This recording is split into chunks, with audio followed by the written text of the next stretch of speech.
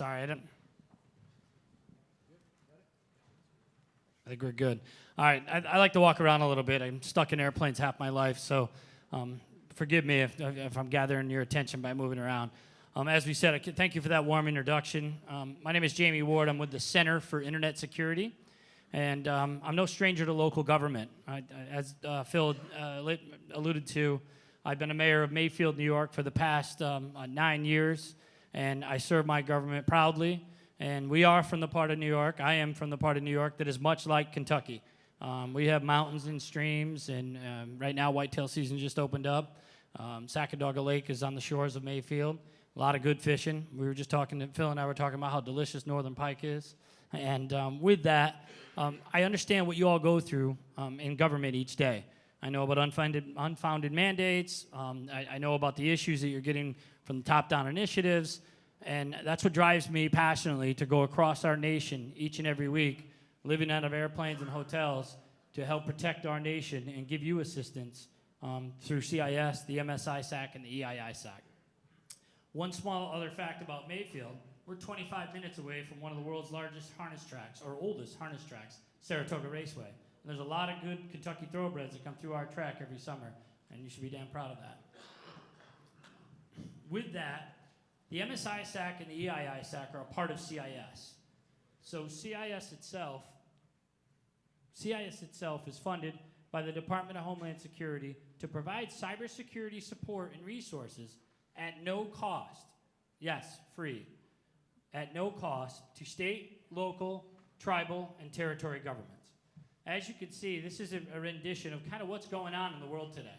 Cyber attacks are coming from all over the globe, everyone trying to disrupt our democracy and gain personal and financial gain on our state, local, tribal, and territory networks. The Department of Homeland Security for the past 15 years has been in a cooperative agreement with CIS to provide cybersecurity support, cybersecurity incident response, forensics, and all-around help to your IT staffs at state and local government, whether you're a village, a town, a county, an airport, a seaport, an election system, an elections network, or a state government. CIS has a 24/7 operations center that is monitoring the nation currently for cyber attack. We have, if anyone remembers the movie out of the 80s, the War Games, you walk into our operations center, that's what it looks like around the clock, 24/7. You could call our operations center, or your IT staff could call and say, hey, I got something weird going on. Well, send me your logs, we'll take a look at it. At 11:59 on New Year's Eve, somebody's gonna pick up the phone and they're watching and are there for you. Now, we have 56 sensors, what I'm gonna get into shortly, that actually monitor, or 56 states and territories with 2 sensors in each of them connecting to our state connection levels. But we have hundreds of other sensors that we have placed throughout the nation to monitor you all for cyber attack. When these sensors fire, we reach out to you and actually, or the entity that they're placed on, to let them know, many times before they're even aware. In today's day and age, cyber attack comes in the middle of the night. They like to disrupt your environments over the weekends when nobody's in your offices. And by doing that, we're giving you that early warning system so that you can remediate them quickly. This slide right here is your homework, if you could please. I actually asked for a listing. I haven't got the current listing here. But we have entire states that are MSISEC members at every county level. Florida itself has 67 counties that are a member of the MSISEC. Again, it's free to join. We're not going to talk about cyber details and get all granular on the things that your IT staff needs to know. I'm going to talk to you as a mayor today and a civic leader of some of the resources and questions you can ask as much as you would do in your daily day-to-day work. I mean, you all talk about highway. You all talk about, some of you have sewer and water infrastructure. You all understand, those are part of your day-to-day.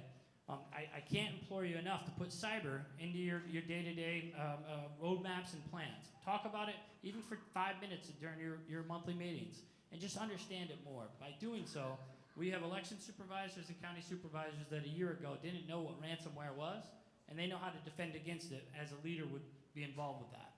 So this slide actually has the link where each of your IT staff can go ahead and sign up for it. So we do have some of the counties, which I'm going to check because my phone just vibrated. We do have some of the counties in Kentucky that are members. And with that, I would love to see and leave here with all of you going back to your IT staff and say, let's join in on this federally funded resources. You have 7 counties currently in Kentucky that are members, but you have 28 counties that are elections infrastructure members. So the MSISEC is literally at the helm of protecting our nation from being hacked. We all heard of the Mueller reports. We all heard of the Russian hacks. Our units are literally traveling the nation each week, working hand in hand with state and federal officials, protecting our elections.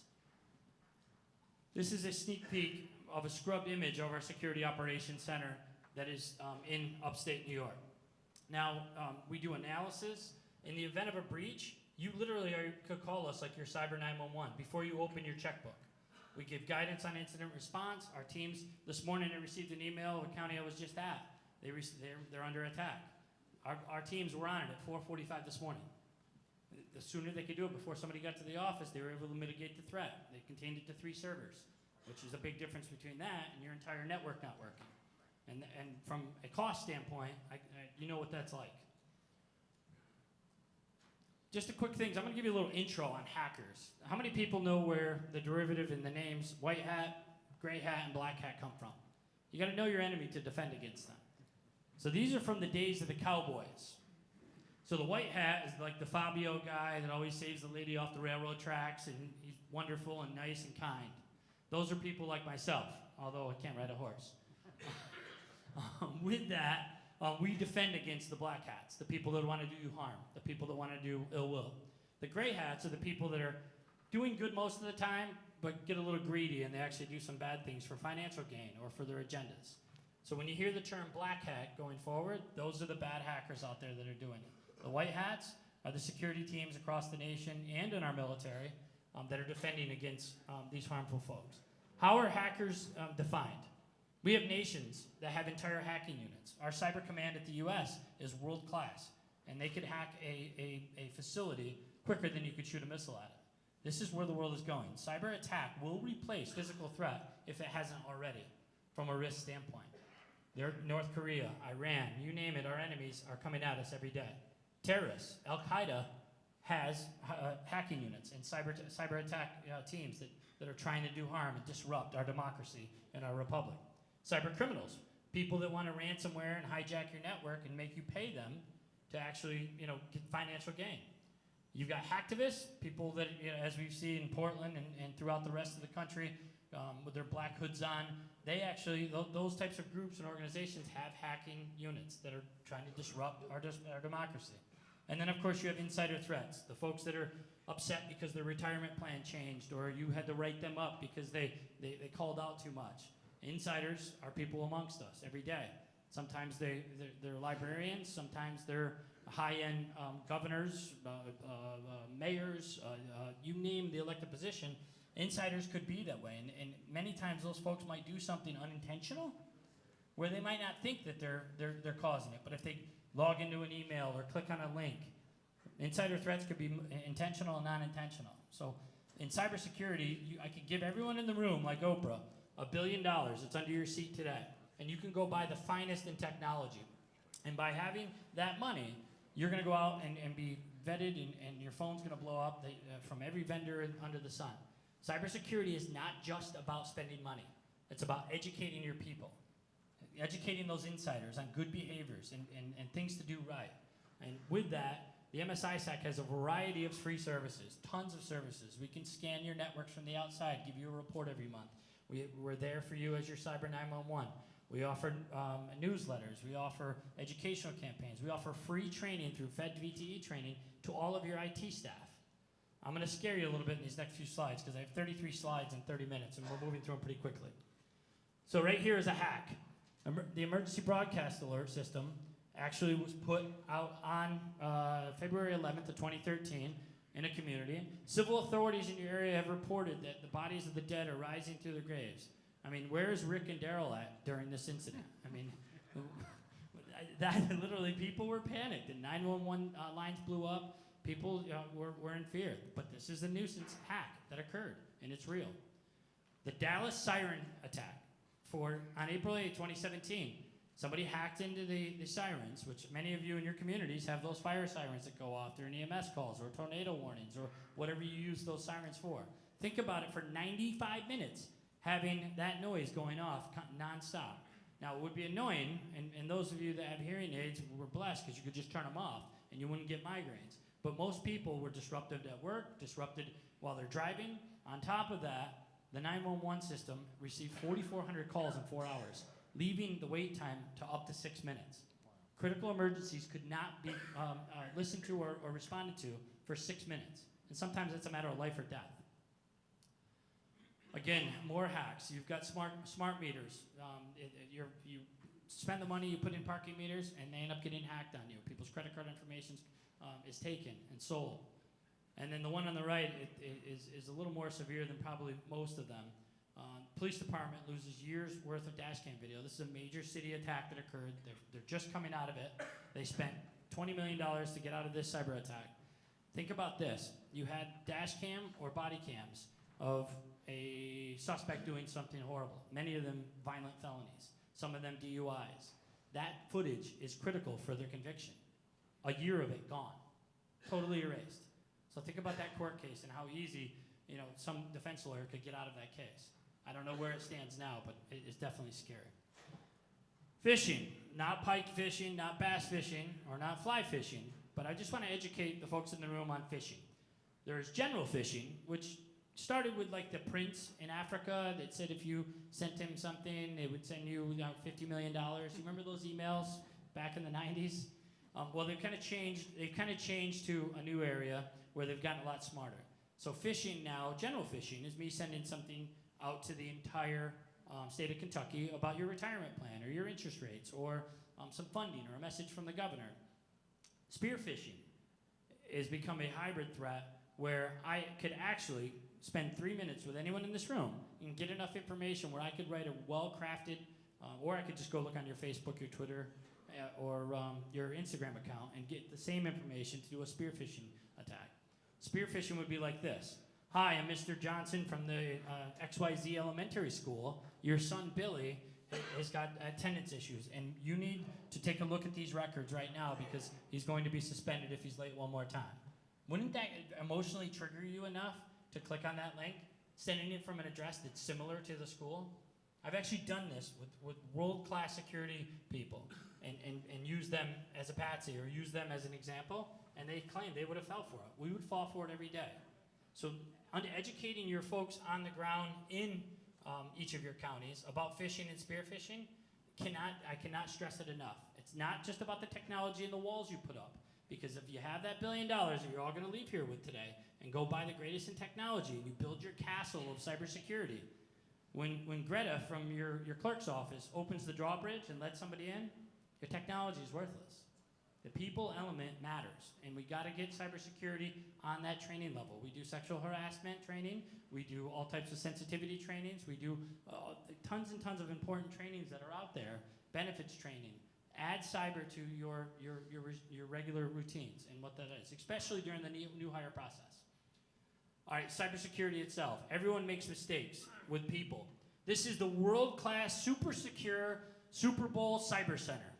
It was actually put on CBS, and you could tell they were proud of it. They were monitoring from Cyberattack. We place Elbert sensors on each Super Bowl every year, so they actually report directly into our SOC. Our Security Operation Center monitors is the only state, local, and tribal territory government operations center. So what we're monitoring are you, your villages, your counties, your cities. So we see an attack in Alaska, Kentucky takes benefit from it because we'll send out an alert and we're saying they're attacking us and this is what they're doing.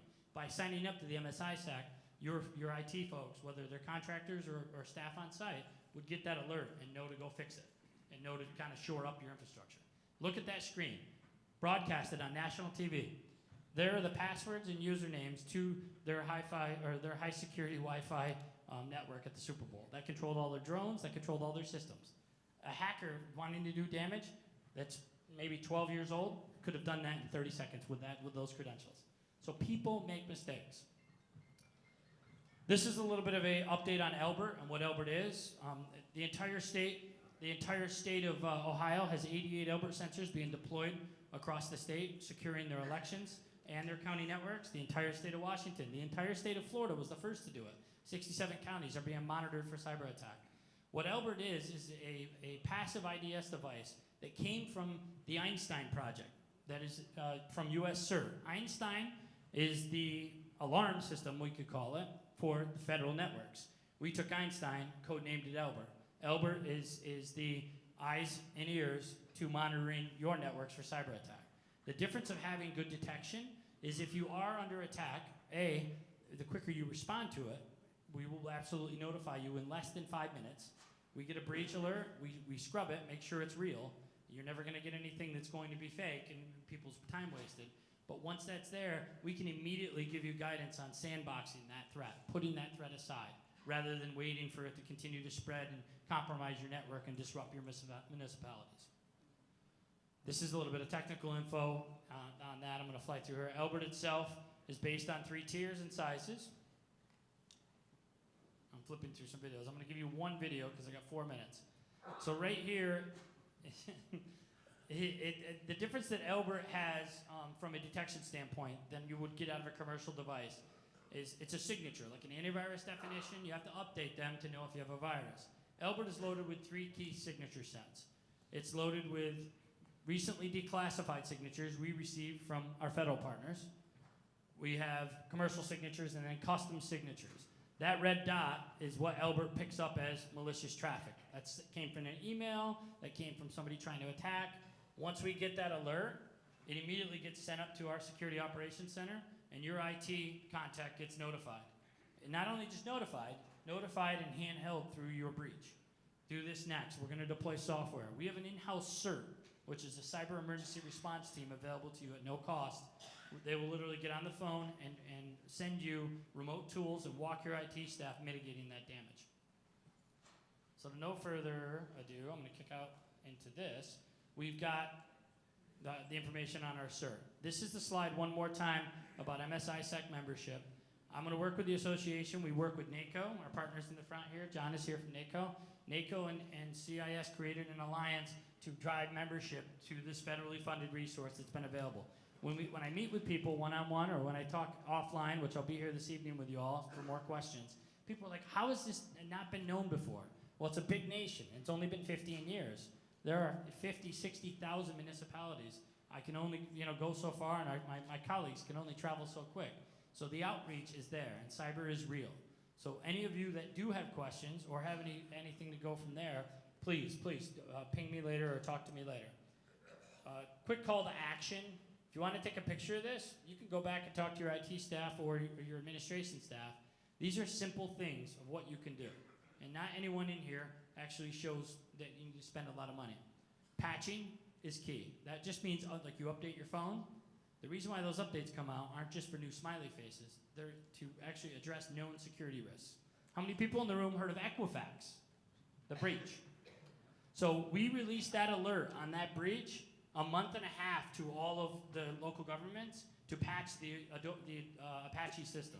Apache was the operating system that they came in on. We announced that to all the state and local governments a month and a half before that breach occurred. Obviously, they're a private corporation. They're not going to be getting our alerts from the MSISEC, but that protected all of the government entities that were running that server. Patching is key. Updating your systems are key. If anyone has a Windows XP machine in your county, please get rid of it as soon as possible.